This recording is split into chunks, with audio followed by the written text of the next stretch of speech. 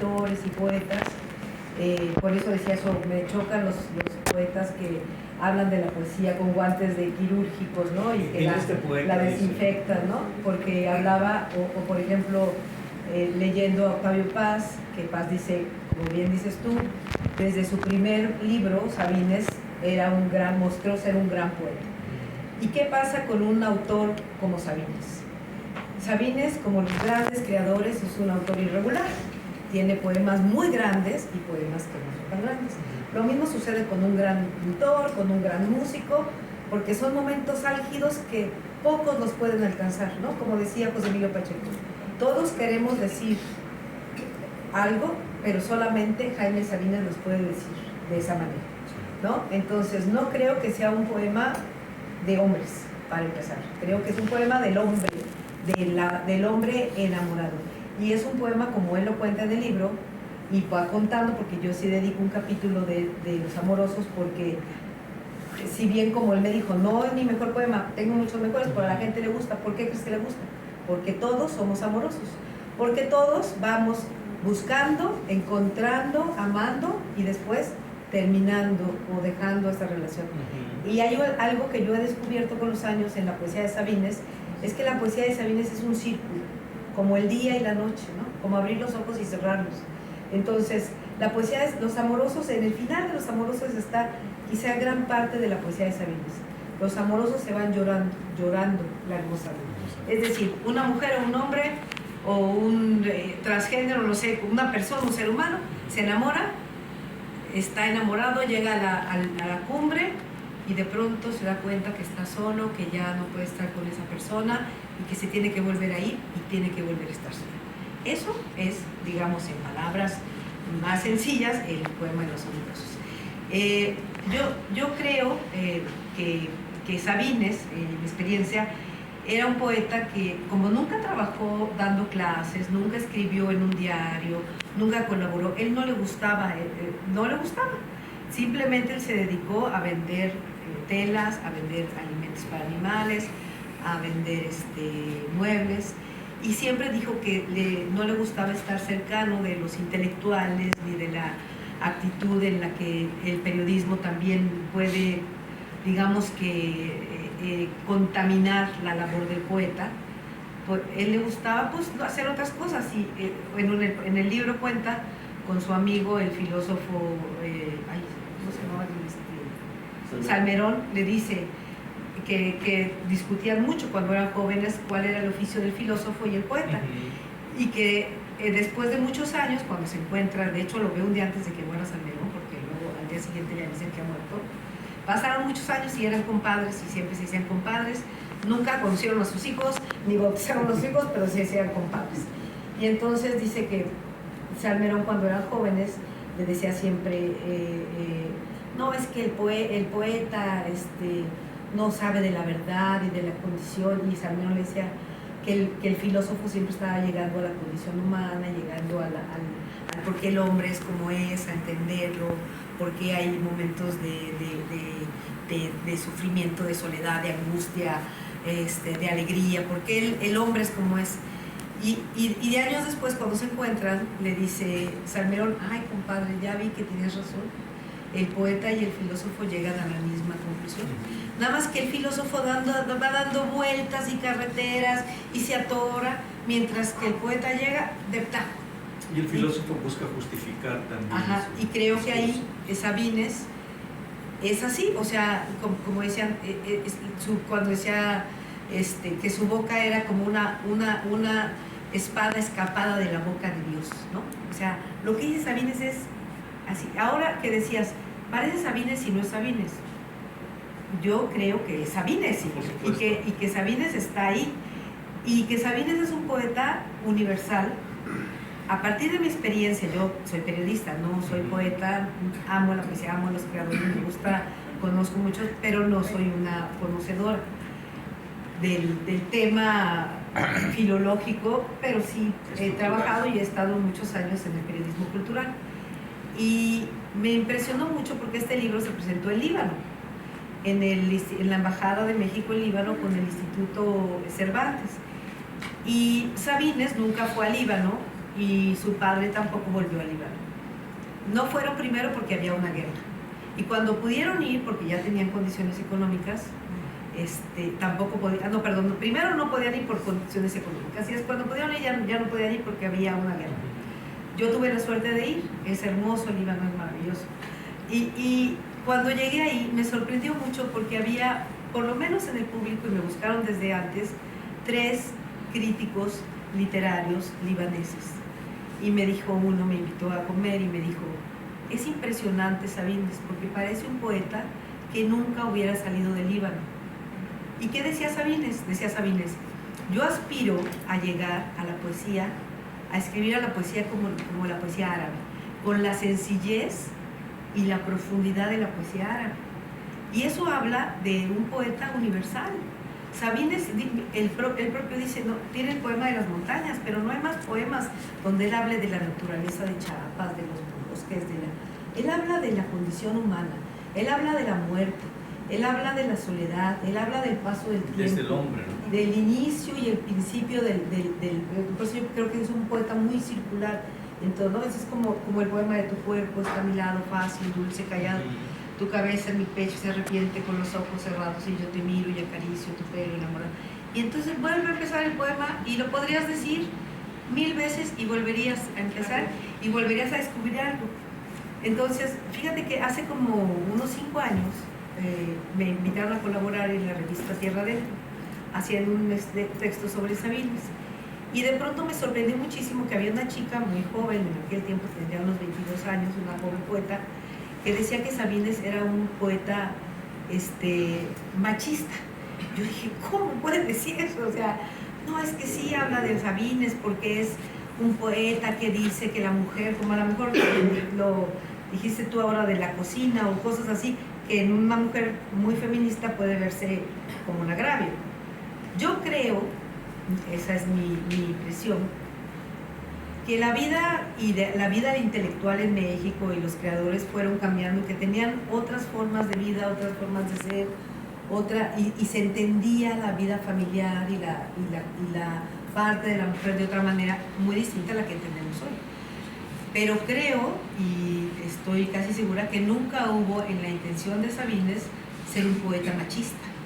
Era un poeta que amaba profundamente a la mujer, y lo dicen Adán y Eva. O sea, la mujer la hembra siempre es más sabia de algún modo. O sea, reconoce la grandeza de la mujer. Y yo quería, me interesaba venir a esta conversación sobre todo porque creo que a veces nos pasa, y me pasó cuando murió Sabines, nunca lo quisieron publicar en Vuelta, por ejemplo, ¿no? Había el pleito entre Paz y Sabines, pero era un problema de Paz, no de Sabines. ¿Por qué se enojó Paz? Por algo tan tonto. O sea, hubo un festival de poesía en el 86 en la Ciudad de México. Y ahí fue la primera vez que se presentaron muchos poetas premios Nobel, poetas de todo el mundo. Y cuando se presenta Sabines a leer, en el mismo teatro que había leído el día anterior Octavio Paz, y otros poetas universales y premios Nobel y así, el teatro estaba lleno a reventar, ¿no? Y entonces Sabines nunca volvió a leer el poema de la muerte del mayor Sabines. Lo leyó solamente en el libro que está en el disco de Voz Viva de México. Después nunca más, porque decía que era un poema que no podía leerlo porque lloraba. Solo hay una parte que sí lee, porque la leyó en Quebec, cuando le hicieron un homenaje en el pueblo de Théo Rivière, porque era el poeta invitado, y leyó esta parte donde dice: morir es retirarse, hacerse a un lado, estarse quieto. Esa es la única parte que podía leer, y la leyó. Pero nunca podía leer ese poema. Y entonces en ese recital la gente, cuando él termina de leer, al mismo tiempo que todos los demás poetas, la gente le dice: por favor, otro poeta, ¿no? Ya empezaba a ser el Sabines conocidísimo a pesar de él, ¿no? Y entonces le dice él: no, pues ya marqué en mi libro, ya tengo marcada, no sé. Y solo había un recuento. Yo tengo el recuento azul, que está y también tengo este, que es muy bonito. Y el último recuento que está aquí es un recuento que ha revisado su hija Judith, donde se han editado muchos recuentos de poemas, ¿no? Desde el 67, que lo hizo la UNAM por primera vez, y de pronto le quitan un poema, de pronto le ponen otro, pero su hija Judith Sabines se ha dedicado desde la muerte de su padre a revisar todos los recuentos para que esté completo el recuento y no le falte ninguno. Es decir, que la edición que está ahorita es la más completa, porque de pronto quitaban un poema o había una errata, había algo así. Entonces, él decía que eso,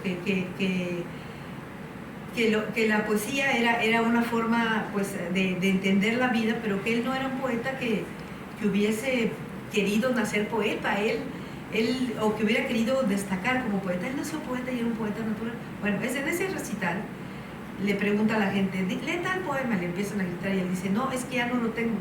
En la página tal, le dice la gente, ¿no? Entonces está Octavio Paz afuera, viendo que el teatro está lleno, porque Paz pues es un gran poeta, Paz es un gran poeta y un gran ensayista. Sabines a veces decía barbaridades como todos las podemos decir, ¿no? Y dijo eso, que no bebía nada de la poesía de Paz. Por Dios, hay grandes cosas de Paz, pero así era Sabines y hay que entenderlo y hay que respetarlo, como hay que respetar a un Octavio Paz diciendo, ay, está lleno el teatro de Sabines, se trajo a todos sus paleros del PRI, o sea, porque tenía mucha envidia pero sin embargo estuvieron juntos en muchos lados, estuvieron juntos en muchas comidas, participaron de muchas cosas. Krause era un gran admirador de Paz, yo sé que es un gran admirador de Paz, y sin embargo cuando murió Sabines me hablaron de Letras Libres. Si era Letras Libres, todavía era Vuelta, creo que no me acuerdo si era Letras Libres. Era Vuelta. Ajá, y entonces me dijeron, oye, ¿no nos puedes dar un texto de Sabines? Y entonces yo saqué como pequeños, así como lo que tú, en las conversaciones, ¿no? A partir de las conversaciones, epígrafes de lo que decía Sabines, ¿no? De cosas, unos descubrimientos impresionantes en una pequeña frase, ¿no? Sí. De lo que dice del libro, ¿no? Lo que está en mi libro. Entonces preparé eso, epígrafes de Sabines, se los entregué, nunca lo publicaron. Nunca lo publicaron porque pues dijeron no, porque iban a traicionar en la memoria de Paz, a pesar de que el propio Paz escribió, y hay varios artículos de Paz elogiando la obra de Sabines. Entonces, creo que lo que más me interesaba a mí por venir aquí era eso.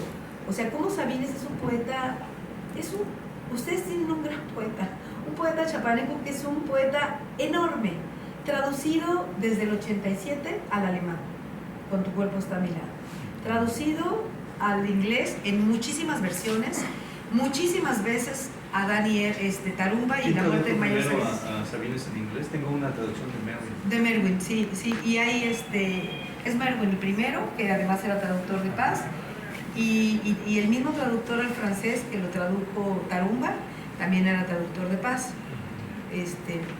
Ahora lo tengo aquí el traductor. Y entonces hay un gran poeta que es un poeta universal, o sea, y podrían decir, pues tiene de pronto grandes caídas, decía Emanuel Carballo. Sabines es un poeta de enormes alturas y tremendas caídas, ¿no? Pues, así es Sabines. Y creo que hay muchas cosas que a él, pues, en los últimos años, cuando yo lo visitaba, porque yo tuve la suerte de visitarlo durante 10 años, a veces más constante, a veces menos, porque él tuvo más de 40 operaciones, y tuve la suerte de hacer esa biografía porque él estaba en su casa. De la rodilla. Ajá, de la rodilla, y después le dieron cataratas, se le infectó el abdomen, tuvo muchas enfermedades. Los últimos 5 años de su vida él dejó de fumar. Fumaba desde los 8 años, dejó de fumar porque tenía miedo, y yo creo que la muerte de Paz le hizo mucha fuerza porque le impactó mucho. El día que murió Paz, yo fui a su casa y ese día recibió el Reforma, el periódico, el Reforma o el Universal, no recuerdo, pero entonces vio la foto y se le salieron las lágrimas porque dijo, híjole, imagínate, pinche cáncer, se lleva a todos, no respeta nada, por como había muerto su padre y su hermano. Y dijo, mira Paz, todo lo que hizo, lo famoso que era, iba por el mundo, movió todo, organizó grupos, ganó el premio Nobel, y el cáncer lo mató, y acabó, porque estaba delgadito, ¿no? Pues como mucha gente que muere de cáncer. Dijo, así quedó mi hermano, así quedó mi padre, yo no quiero quedar así, y dejó de fumar. Y sin embargo murió de cáncer. En el último año tuvo un cáncer muy, muy terrible. La última vez que yo lo vi, pues fue terrible porque yo fui a su casa y me dejó pasar Judith, me dijo, ya mi papá está muy mal, vas a verlo, y acababan de sacar un nuevo recuento de poemas y lo vi por 10 años, tuve la suerte a veces de viajar con él para estar haciendo la biografía, y de pronto estaba tan delgado y fue a firmar el libro y volteó a verme y me dijo, ¿cómo te llamas? En ese momento fue así como, yo dije, no, le dije a Judith, ya me voy, lo dijo que descanse el maestro, y fue así, o sea, digamos como un poco, no sé, también pienso ahora en otra grandeza de Sabines que acabo de ver. Guillermo del Toro, le preguntan en una entrevista en Estados Unidos, un periodista muy importante, esos de Top Shop, de los que dan en la noche y que hay millones de gentes que lo ven, y le pregunta que cómo hizo Pinocho, que qué le inspiró a hacer la película de Pinocho, y dice, un poema de un gran poeta mexicano que se llama Jaime Sabines. El poema dice, vive, vive, era la muerte. Mi madre me dijo que yo era su vientre, me dijo, vive, vive, era la muerte. O sea, es la importancia de Sabines, creo que a veces no nos damos cuenta de pronto y estamos en un mundo en el que pues la literatura, afortunadamente ahí sí somos mejor que Dinamarca. En la literatura y en la cultura y en la música y en la pintura nos llevamos de calle y estamos a la altura de Londres, Nueva York, de las mejores ciudades. Lo mejor que tiene este país es su cultura y sus creadores. Es lo mejor que tenemos, de lo que somos orgullosos, de lo que podemos ir a cualquier lugar del mundo y decir, tengo los mejores poetas, los mejores músicos, los mejores compositores, los mejores pintores. Y creo que entre esos está Sabines. A mí me sorprendió eso mucho lo del Líbano, porque había estudiosos revisando su obra. Después me invitaron a Turquía y ahí leí en el instituto, la Universidad de Estudios Hispanos, y quedaron maravillados, no conocían a Sabines y quedaron de que iban a empezar a hacer una traducción. Entonces creo que esa es la grandeza de Sabines. Yo quiero leer un poquito, no sé si, porque quiero leer nada más unos pedacitos. Perdón, tengo una pregunta y es, ¿a qué edad conoces a Sabines? ¿Cuál es la primera impresión de Sabines?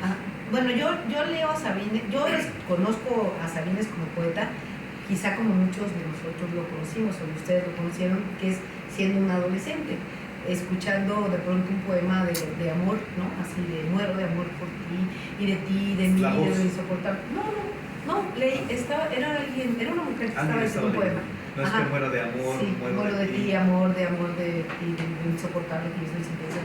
Y luego empecé a leer y dije, ay, qué poema tan impresionante. No lo deseé. Y empecé a buscar más poemas y después ya, por supuesto, llegaron todos los poemas amorosos, ¿no? Pues era un adolescente. Y después yo decido estudiar periodismo y decido que voy a dedicarme al periodismo cultural, y cuando entro a la carrera tengo la fortuna de entrar a Canal 11 al noticiero Hoy en la Cultura, que fue el primer noticiero cultural de este país, y todos mis amigos o los que estaban en el programa eran un poco más grandes que yo. Yo era una chica de 20 años o algo así. Entré a hacer mi servicio social. Yo pensé que iba a hacer solo prácticas y me dieron la plaza de periodista, lo cual fue dicen que no hay periodista sin suerte, no es periodista. Entonces, igual me pasó entonces yo les dije, yo quiero entrevistar a Sabines, y me dijeron, sí, ¿cómo no? Ya parece, ¿tú crees que vas a entrevistarlo? Sabines no se deja entrevistar por nadie. Había un experto en literatura en el noticiero y dijo, no, yo lo he tratado de buscar y nunca se deja entrevistar. Y dije, pues jodiendo, yo voy a intentarlo. Y así, un día, yo tendría 20 años, 21 años, acababan de ser las elecciones, estaba Salinas de Gortari, que se cayó el sistema, todo lo que ya sabemos que se repite en este país, bueno. Entonces yo dije, tenía un amigo que era periodista de la Cámara de Diputados, me dijo, ven si quieres, entra, ve, qué padre está tremendo, se están golpeando todos y peleando. Yo dije, no, yo voy a ir, pero porque ahí está el poeta, ¿no? Yo voy a ir porque lo quiero conocer. Y entonces te daban una acreditación especial porque no podía pasar cualquier periodista. Y entonces yo entré con mi amigo y mi amigo se fue así a los pleitos y todo. Y yo entré y lo primero que vi era la cámara llena de gente, gritos y todo así. Y en medio, en el segundo piso, había un hombre delgado, alto, con un cuaderno, volteando así y escribiendo. Así, ¿no? Y entonces dije, ¡ay, es el poeta! Y entonces me fui así directo con él. El poeta que no obviamente hablo desde una admiración. Yo no puedo hablar, o sea, y lo admiro realmente muchísimo. Puedo de pronto, y debo tener un juicio como periodista de algunos creadores, por ejemplo, Sebastián, estoy haciendo su biografía, y tiene una escultura que se llama El Guerrero Chimani que me parece espantosa, ¿no? Pero por ejemplo, creo que el caballito, no sé si a ustedes les gusta, el caballito amarillo, o tiene una escultura preciosa que es lo de Guadalajara, la amarilla. Sí, los arcos de la... Ajá. El arco del tiempo. Sí, y tiene uno precioso que se llama, los arcos del milenio. Y tiene uno precioso que se llama el coyote, que está en Nezahualcóyotl. Entonces tú vas dando la vuelta y el coyote va cambiando de cara, o sea, está triste, está enojado, está feliz, o sea, es una cosa maravillosa. Tenemos un Sebastián aquí, sí, la antorcha, sí. ¿no? Antorcha.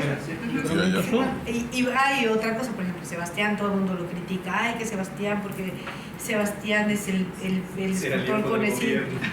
Sebastián tiene esculturas en 200 ciudades, Sebastián ganó 5 veces el principal concurso en Japón y tiene una ciudad muy importante. Su escultura es ahí, nos guste o no nos guste, es un gran artista. Entonces, digamos que yo creo que una de las cosas principales que da la cultura y la creación es la libertad.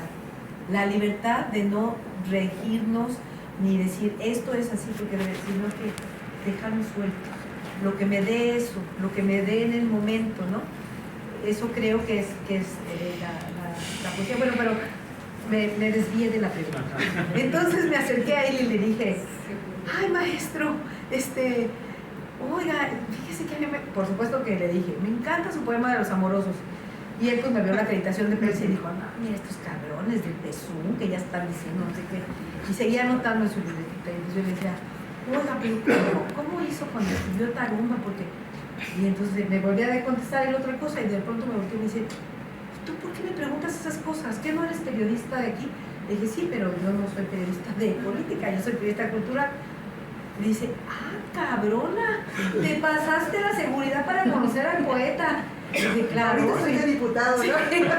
Y le dije, sí, claro, pues es que yo lo quiero conocer, porque para mí lo máximo sería entrevistarlo. Yo creo que le di ternura. Y dijo, bueno, pues toma mi fax, todavía va fax, ¿no? Me dijo, anota mi teléfono y me mandas las preguntas. Y entonces pues yo le mandé las preguntas, que eran 50 y tantas, y le hablé por teléfono y me dijo, muchacha loca, ¿qué te pasa? ¿Cómo crees que te voy a responder eso? Le dije, bueno, maestro, no, déjalas en 17. 17 preguntas y te voy a dejar que me entrevistes. Y ya me fui a entrevistar con una cámara de televisión de Canal 11 y obviamente, como algunos periodistas, no dije mentiras, pero sí hice un poquito de trampa porque le hice más preguntas y entonces como 25 y después de ese programa, pues yo cuando salí de ahí dije, tengo una gran entrevista, o sea, tengo tesoro que mis compañeros que eran con mucho más ya profesionales no tenían. Entonces dije, se acercaba diciembre y dije, pues voy a hacer con eso, voy a entrevistar a más personajes. Tenía el libro de Mónica Mansur donde dice el poeta en un poema, o el poeta que es un libro de críticas sobre todo. Sí, el de Mónica Mansur.